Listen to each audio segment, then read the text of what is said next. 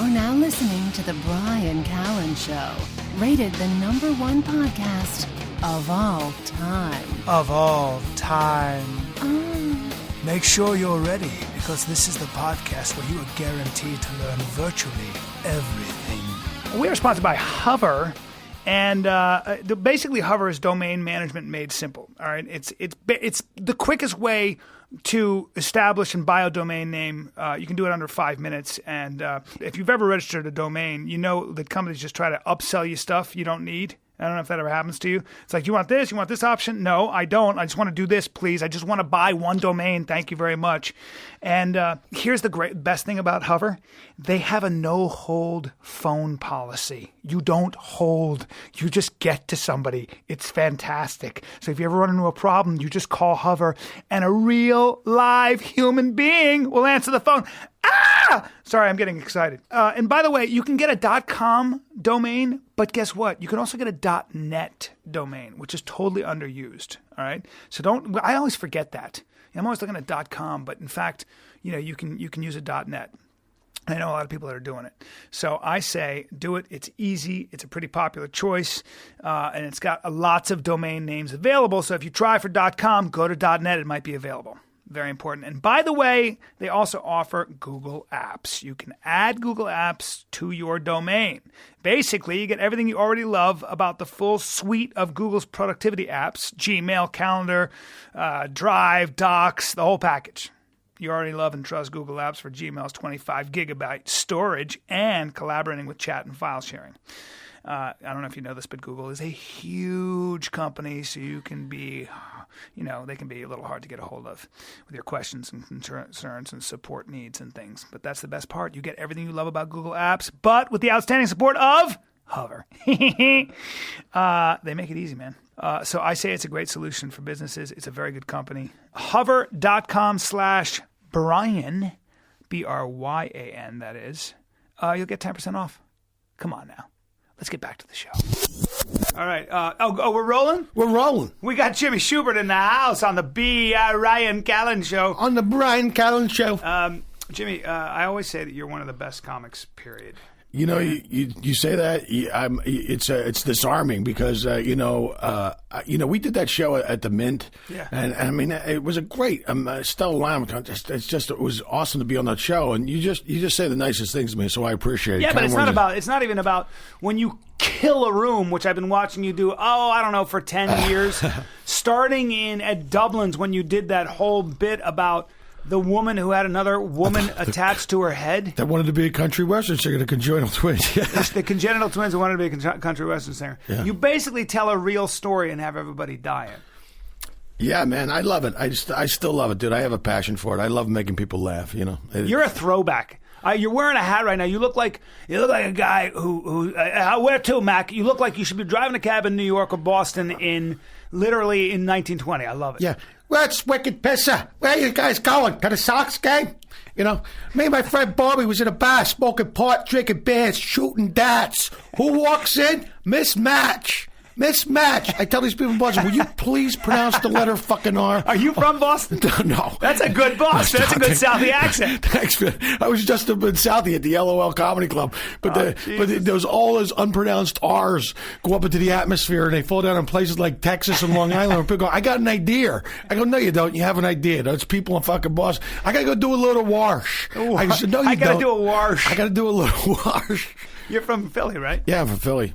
Yeah. Big Irish family, 6 brothers. 6 brothers. My dad was a Philly cop. Was he? Yeah, my dad was a police detective. Worked some major cases in Philly. Is that right? Yeah, but there's this one case. It was like my dad's first case that I remember. I was about 18, but it was the rape of this woman lawyer, and they only found her because they were investigating a previous rape that happened like 2 years earlier. And the only thing, it was like in the middle of winter, and the only thing that kept her alive was she was clinging to the steam pipe underneath the underground subway systems. And it turns out they found her body. They get her to the hospital. She's into a coma. She was beat pretty bad. And these cops, my dad and the squad of detectives, worked around the clock to catch it. She was a lawyer, and the law firm offered $100,000 to anybody who can help them convict. And my dad and the rest of these guys worked around.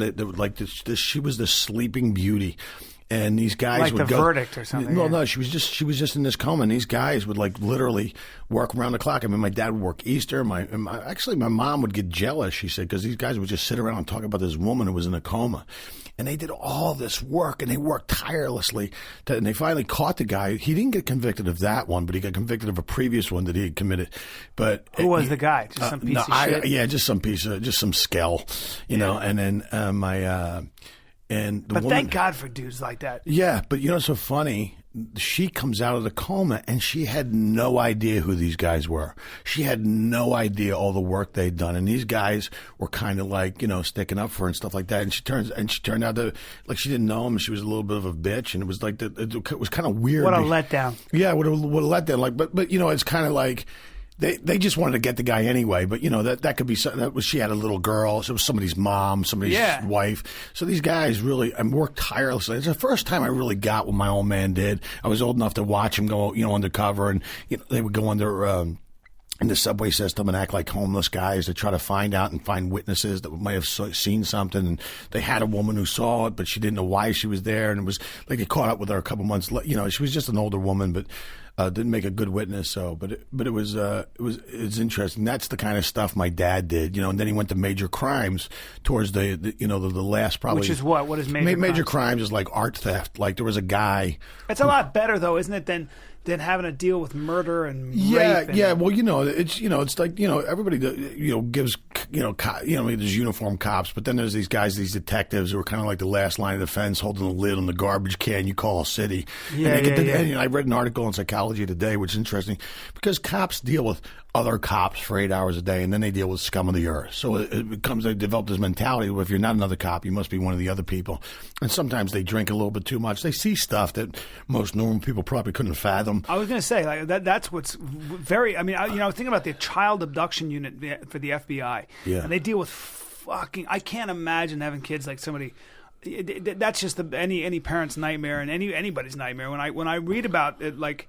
There's this girl, Abigail Hernandez, who was abducted, and I actually check the news all the time, hoping that they found her, you know, alive and safe. Yeah. I couldn't do a job like that. I couldn't do it. Yeah, I put a fucking bullet in whoever's head. Well, that's why a lot of those guys drink. That's why a lot of them have failed marriages. I mean, the stuff they see, you can't unsee. Yeah, and not only that, then you come home and your wife wants to talk about something trivial in the world of the victims that the guy didn't he left his rag in the back seat when he was washing my car. You know, it's hard to have something in common with that, right? Yeah. Well, you know, I think the fact that my dad had so many kids maybe helped him out a little bit. How many kids? We got six. I got six brothers. Jesus. You know, so no sisters. So my old man would come home to his little, and he was living his worst nightmare. You know, he was a Philadelphia police detective raising 6 criminals. You know, we didn't learn the metric system in high school. You know, it's like if you throw 2.5 grams or 3.5, you get 5.5. Then you whack it up, and you got 2 for your head. You got to resell the 3.5.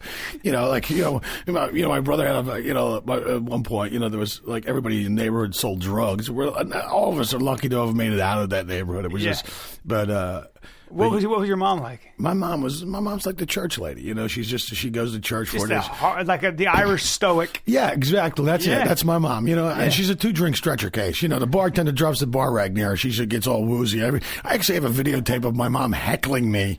I was in Philly going back for a show. I swear to God, my mom and dad show up for me. My dad's like a Mason. They're like Shriners. They do a lot of so my mom had a couple glasses of wine, and then she sits at the table. And my brother Bobby, they gave her another glass of wine. That was it.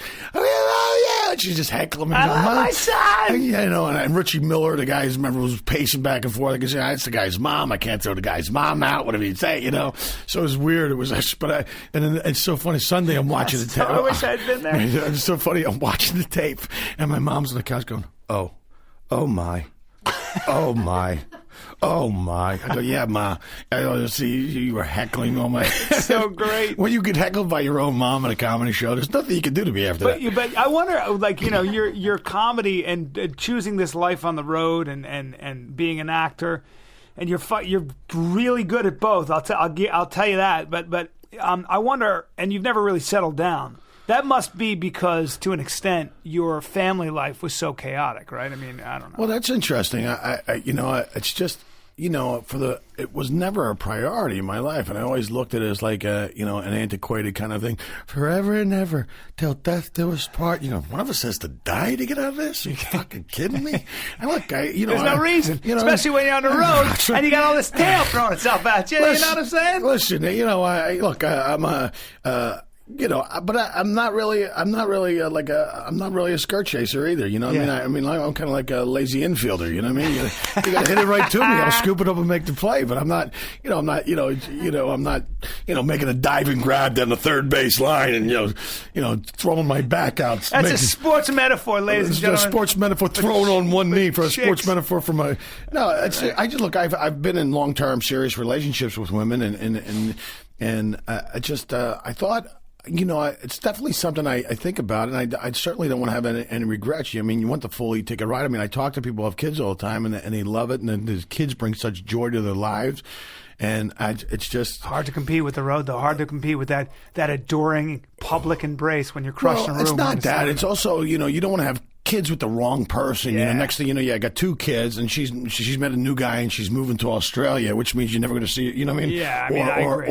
Or move clear across country, and I know guys. A friend of mine's brother. The wife got the kids, and she moved to Seattle, and he works in New York, and the majority of his time is spent going back and forth. Deal with that. Yeah, that's what I'm saying. So it's like I don't know, man. I definitely feel like there's a side of me that would love to have that. It's just being with the right person. And you think, I thought I've had it a couple different times. Love is for the fighters. You know what I mean? Who are bound to lose but still keep fighting. Jesus, Jimmy. It's That's heavy shit. I'm gonna write that down. No, sorry, man. But you're like a poet. I am partly truth. I'm a walking contradiction. Take your shirt off. I hear you're doing the paleo diet. I am lost some weight. I am doing the paleo diet. I was just outside eating a banana with my foot. That's true paleo. That's true paleo, man. I just smashed a pterodactyl's head with a rock, and I just chewed on his skull for a little bit. What a man! No, it is. It is a total dude's diet. My friend Dan French, who's a doctor, and he's a really smart cat. Is Dan French a doctor?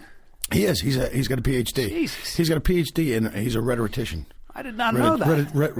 Rhetorician. He studies rhetoric, everyone. Yeah, but it's what the way you deliver your message, and he's really, but he does it, and he lives in my building, so he kind of got me started on it. And I got to tell you, man, I really just love it. It's not like you need or want for anything, and it really, it cuts down the just take the sugars out and any of the bean stuff. You feel better.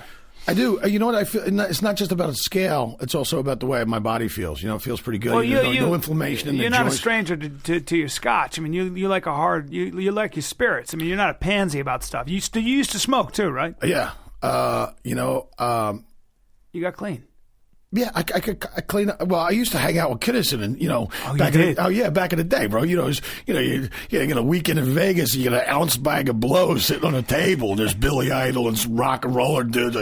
Everybody's noses to feed. And everybody's just snorting up a storm. And then you're hanging out at the Olympic Gardens. You're down there. I know that place. You're leaving at 7 in the morning. What's up? Listen, if we're all being honest, when I was a young man, I pulled a girl out of there and had a lovely time. Didn't pay her anything. Just said, "Why don't you come back?" She goes, "All right." And I was like, "Really?" Yeah. Oh, dude, we would go in there in the afternoon. She had a great attitude. Yeah. Is that what you call it? Yeah. Is that what you call it? Sure. Yeah. Is that your vagina? Is that Steve Buscemi? What's going on now? Shit.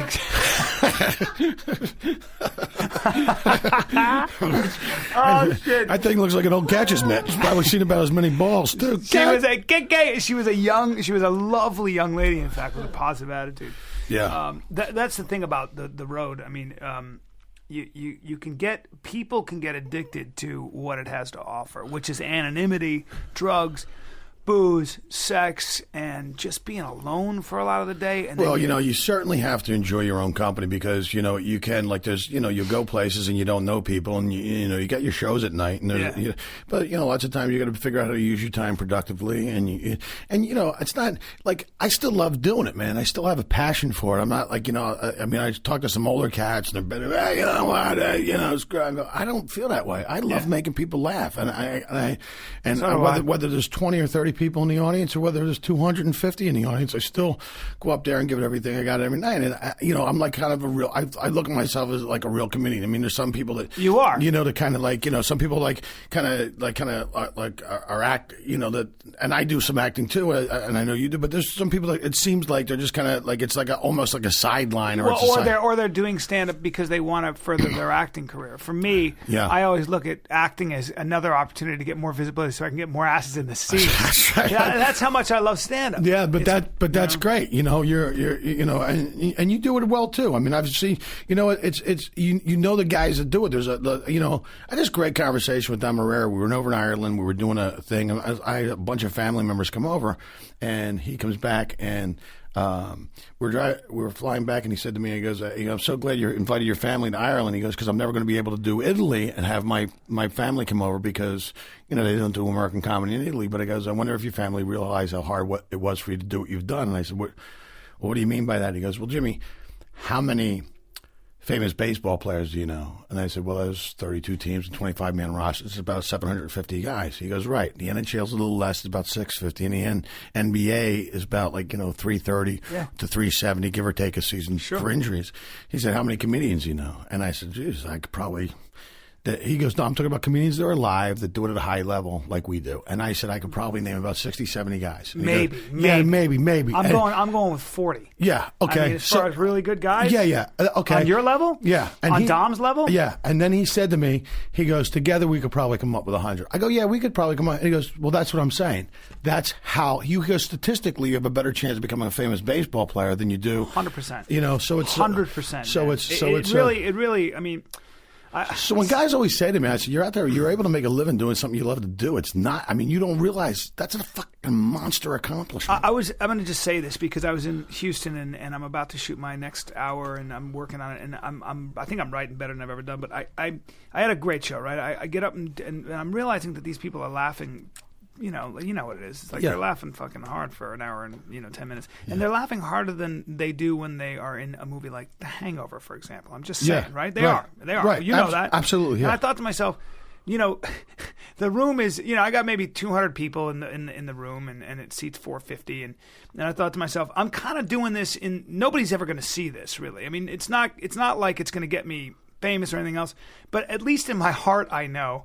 I've worked really hard to have a skill that very few people can have, and I am doing what I'm supposed to do. And whether 10 people, 200 people, and maybe no one, the Hollywood power structure will never know what I'm capable of. But I thought to myself, this is very satisfying. It's a bummer in some ways that we don't get the kind of recognition or the respect. It's you don't. It's like a stepchild. You don't get respect and recognition. Not as much as say an actor, right. But for me, I just sometimes that's a little bit tough if I'm completely honest. Sometimes I kind of feel very lonely. Right. You know what I mean? I feel like, gee, I just did a really good job, and these people want to take pictures, and they said it was a great job, but nobody's ever going to know that. Yeah, but here's the interesting thing. I was in Minneapolis. I was doing the House of Comedy up there, and there was this guy I was watching. I got there a little early, and I watched this guy. He had dinner by himself, and he comes into my show, and he sat by himself, and I was just checking out the room, and I got up and went up and had a great set, and the dude comes up to me afterwards. He said, I was at the funeral all day, and I was really sad, and I was great. He goes, man, you made my night. He goes, I was just so bummed out. I have that happen to me all the time. And the funny thing is, what I think is the intrinsic value is that you have this room full of 250 strangers that sit in your room, and you don't know. A guy could have lost a job. He could have lost an aunt, a family member. Something could be going on. A guy could be thinking about committing suicide, or whatever. You don't even know. And you get up on stage, and you have the ability to go out there and touch people and kind of move people with your art.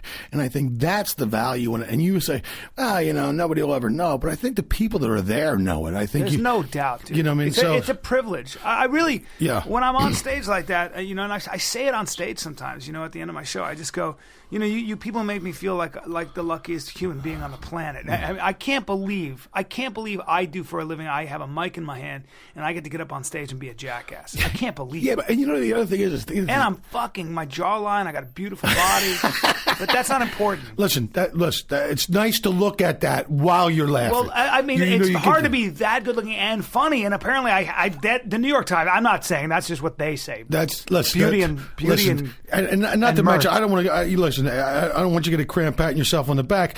But the NCA, the Joe Carcione said this guy is definitely a vegetable. There it is. No. I know what you're saying. It's the thing because you've done acting, you do stuff, and then like a year and a half later, the movie comes out.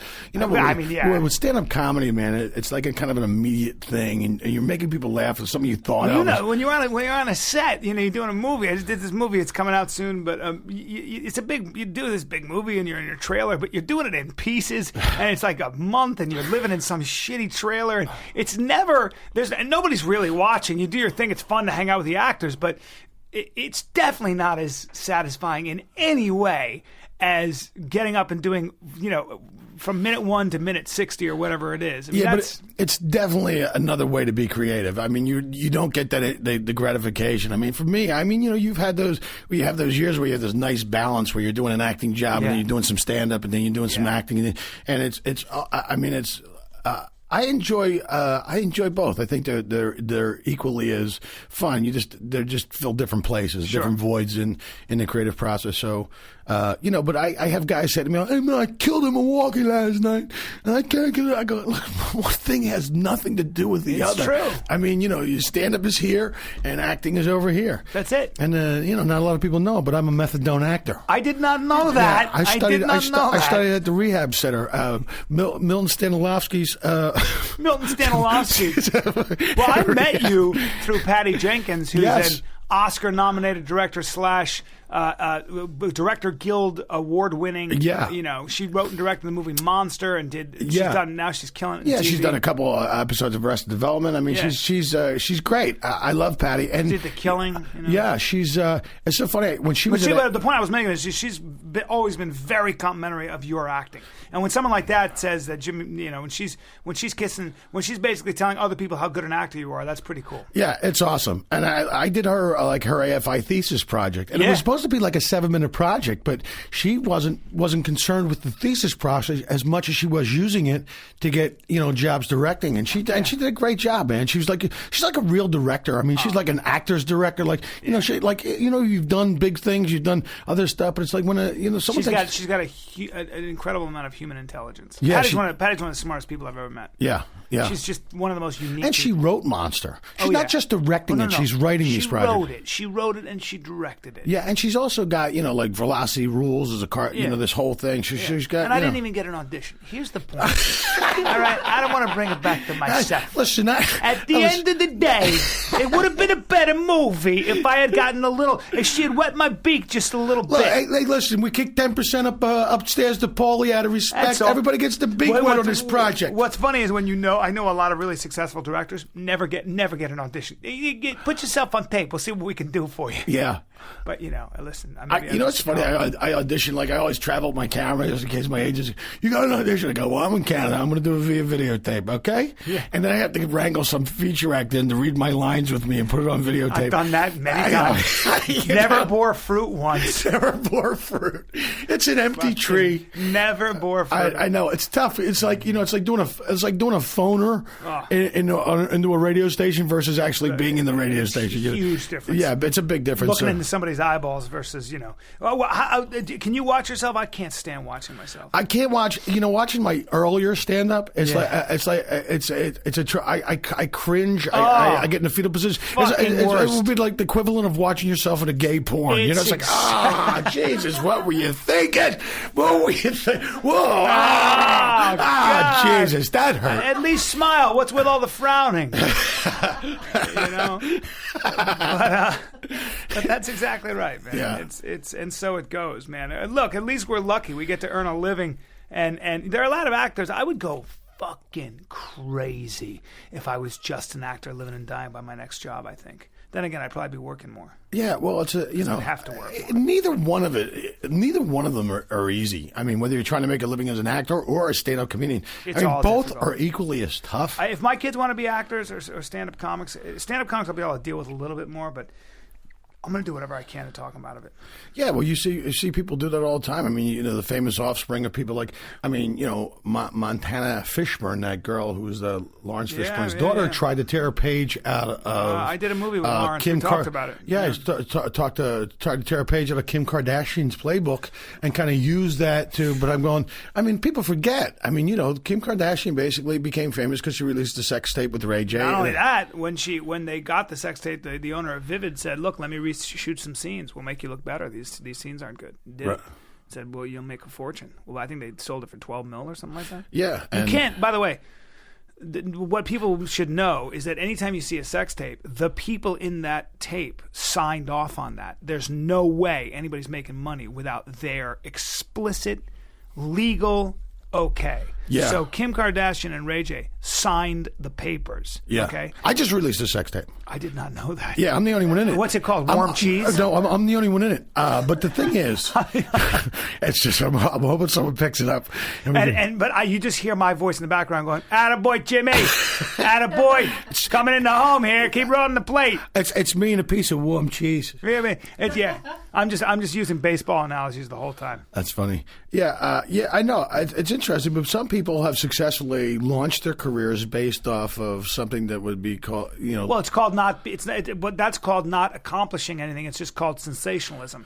It's called becoming the most popular. It's just exactly like the Paris Hilton phenomenon. Paris Hilton or Miley Cyrus. Miley Cyrus is actually really talented. Miley Cyrus has been singing and performing and dancing forever. Her voice is unbelievable. That's a very different example. But I mean, Kim Kardashian and Paris Hilton just became famous. They were pretty, and people just took pictures, and they were socialites. Yeah. And then they both did these kind of pretty outrageous tapes and stuff. Yeah, and what my issue is not with them at all. I mean, I don't care about those girls or whatever. I've actually met Kim Kardashian when I was doing How I Met Your Mother. Nice girl, and I don't like to make fun of anybody or put anybody down because I don't think she deserves that. However, it is important to at least make a distinction between Kim Kardashian, who didn't necessarily accomplish anything, even though she works hard now, and I know she has a business, and I'm sure she's busy. Well, you have to. I mean, No, and I give her all the credit in the world for that. Whatever. She's making great money. It is what it is. I just think we have a culture that supports in some ways and celebrates in some ways and puts a little bit too much emphasis on someone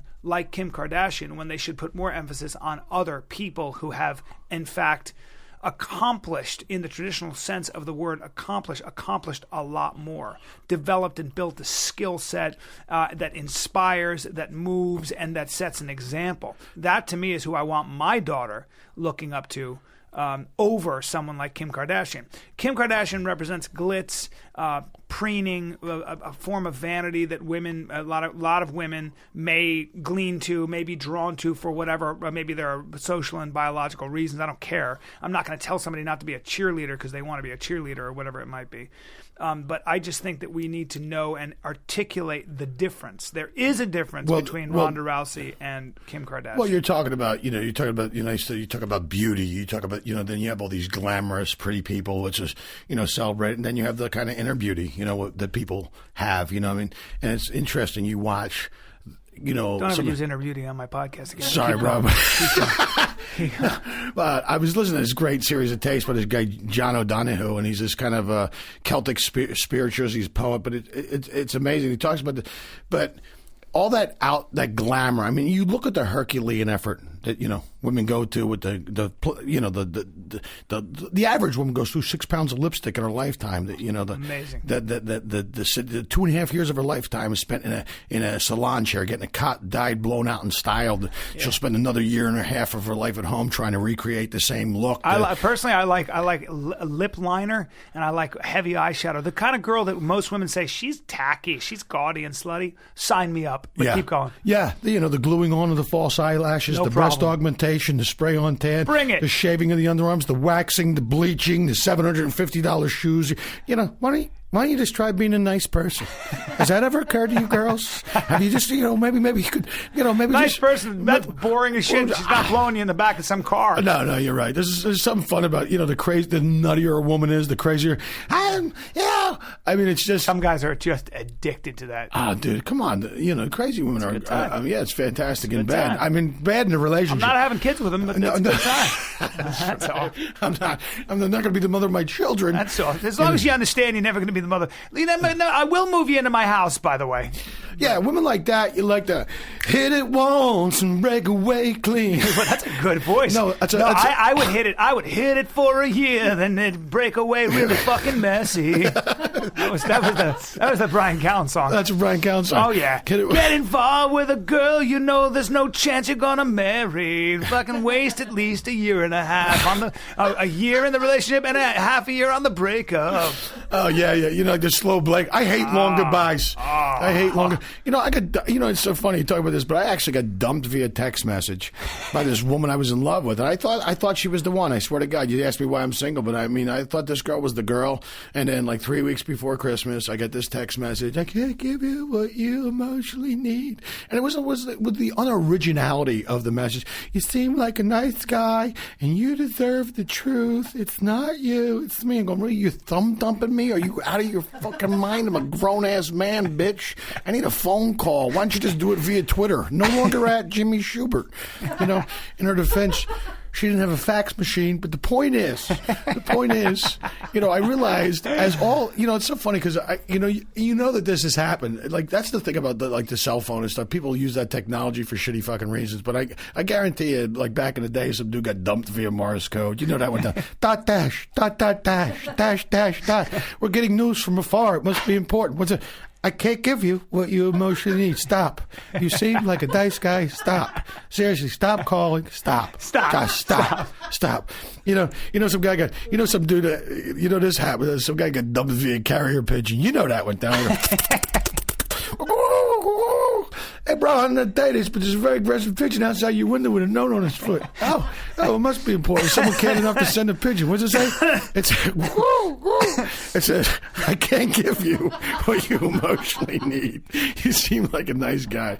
It's like that same breakup over and over again. It's like over and over. The standard. Okay, great. What the fuck is it really? Could you just be honest with me and tell me? You're a size queen. What's going on? What's really fucking going on? What's really going on? Thank God for technology. I'm seeing this drummer of this band I like, and he's knocked me up. Okay. He's from the Sudan. He's 7 feet tall. I have a penchant for large Africans.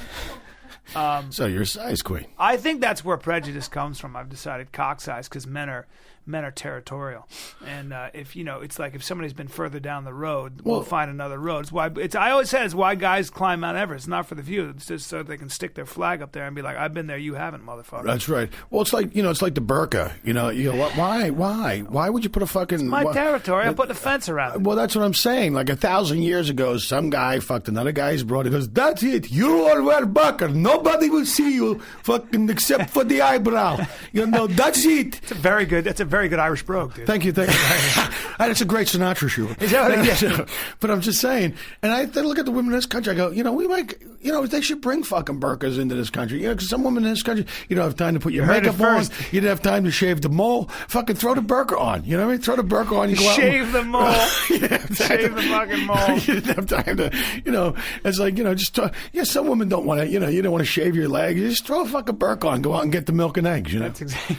I think a lot of women would find that very, very comforting. It's a lot easier to throw a fucking burqa on. Just throw a burqa on. At some point, you go, all right, that makes... There's a lot of societal pressure to look. Some women just don't give a shit, though, huh? Yeah, well, the funny thing is, I was in Afghanistan with Steve Byrne and Drew Carey. I was there with Steve Byrne. Yeah. Steve Byrne, I got to get him on here. Yeah, and good friend of America's. Yes, he is. He goes over, and I almost caused an international incident. I told him if they move the eye slot down over the mouth, the men might be a little happier and less ready to go to war. Did you say that on stage? I did say that. Good man. I almost caused an international incident. A couple guys and a couple of the indigenous people of the region were milling about in the background trying to figure out how to make a fucking improvised explosive device out of a refrigerator motor. Thank God I was only doing a short set. Jimmy Shubert brings down the entire American military with his comedy.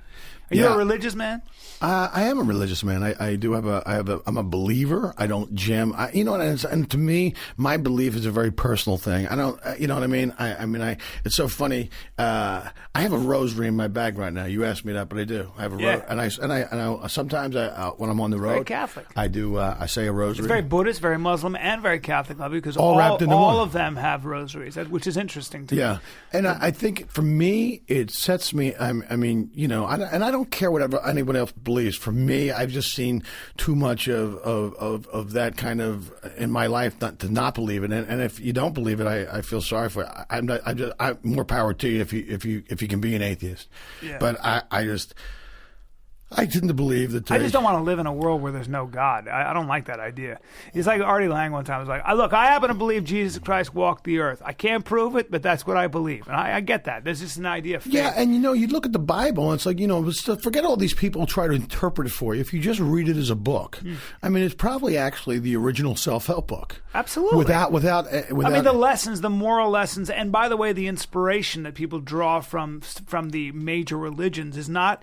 There's a reason they've been around a long time. Atheists tend to be very, very condescending to religion. Well, listen, look, you can say what you want. I know a lot of people make fun of Tim Tebow because he's a Christian, but it always seems if you look at homeless shelters or you look at soup kitchens, they're always being run by people who have a belief in God. Of course. When's the last time you saw an agnostic with a soup kitchen? That's a very good point. Or an atheist with a homeless shelter. There are a lot of atheists that, in fact, the American founder of the atheist movement, and I can't remember his name, said that helping hands are a lot more effective than praying hands.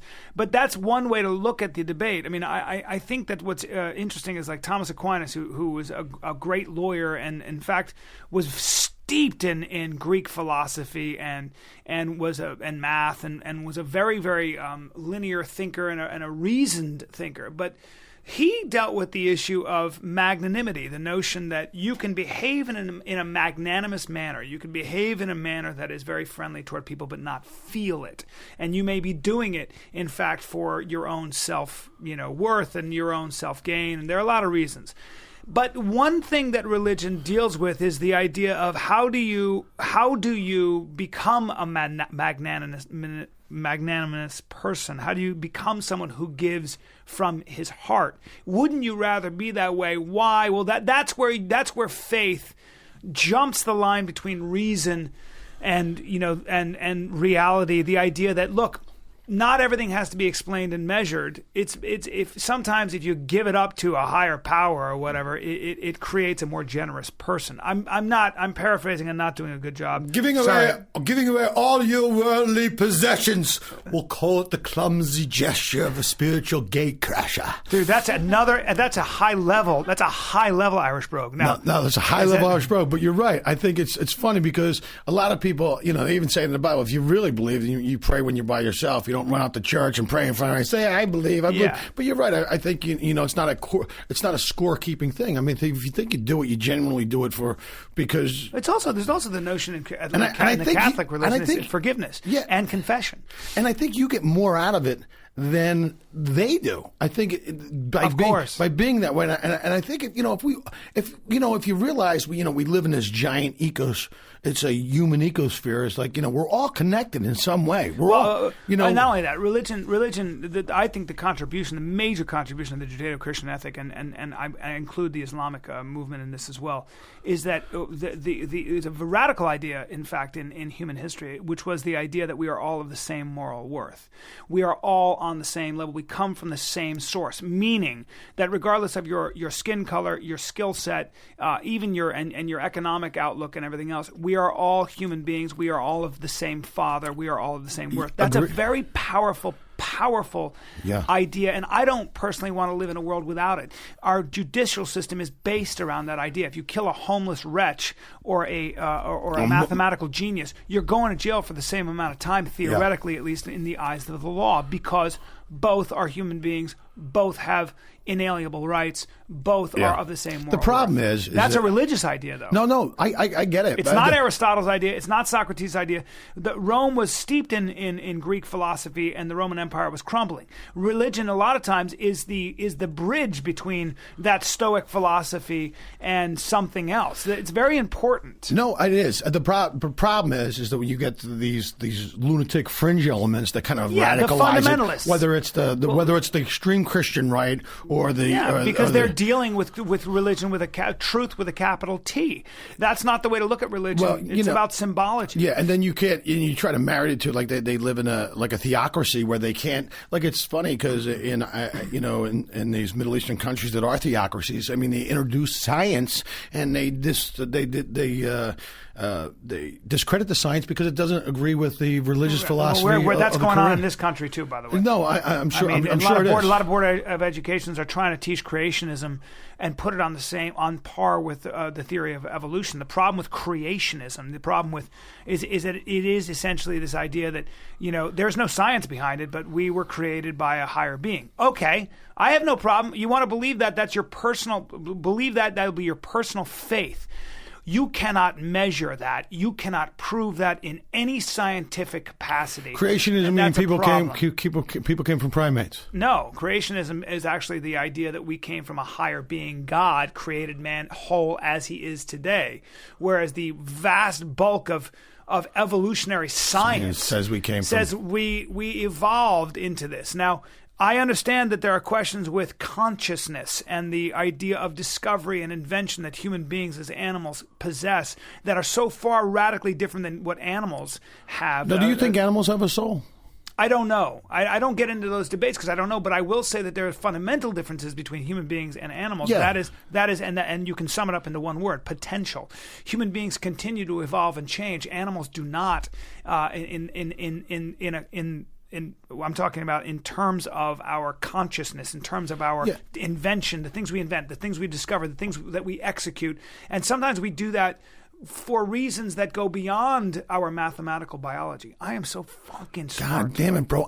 My IQ just went up 15 points. Your mouth was just hanging open. You were just looking up at me, even though we're on the same level. No, I'm worshiping you now. I mean, this was fantastic. The point of this podcast was to get Jimmy Shubert over on the Bryan Callen worship. We're on board. We're on board. But no, you're right. I agree with you 100%. I think it's interesting. I think people always try to. I think that philosophy is really kind of simple. I think the universal law of life, I think whatever you put out into the universe comes back to you tenfold. I think that's a kind of a simple, to break it down in a simplistic way, I think, but people always try to convolute that and complicate that so that they're not, I gotta, and it's like, just let it go. Just be that guy. People walk around pretending to be this person and go, no, just be that guy. Some of the best therapy for addicts and for people who are psychologically fucked up is to put them in a position where they're helping other people with the same problems. A lot of times, what a surprise, what a miracle, those problems go away. If you have issues, and we all do, but some people have real psychological hangups, put yourself in a position where you're helping people for no other reason than it's a good thing to do. It's what you get out of it, like you were saying. Yeah. It's what you get out of it. When we went over to Afghanistan to do shows for the military, everybody says, "Oh, going to go over there to do shows," but I got so much more out of it. Just oh my God. It was the best 11 days of my life. It was like the most. It was the most to make those guys laugh and to do that, and then they come up to you and you talk to them. And I'm telling you, man, I really did. It made me feel really great. And these guys are like over there in this horrible situation. These guys just get done from a firefight. 45 minutes later, it's incredible. Steve Byrne will tell you they were sitting at their show laughing. I'm going, oh my God, this is and it goes back to the original conversation we were having about that it is really kind of a gift that you get to you're able to touch people and move people with it. I just think that, that what is that old saying? The devil hates the sound of laughter. So every time I'm on stage kind of creating laughter, I just, it seems like I'm I love that. pissing off the devil, but, No, but you're not. And I know, but we do live in a world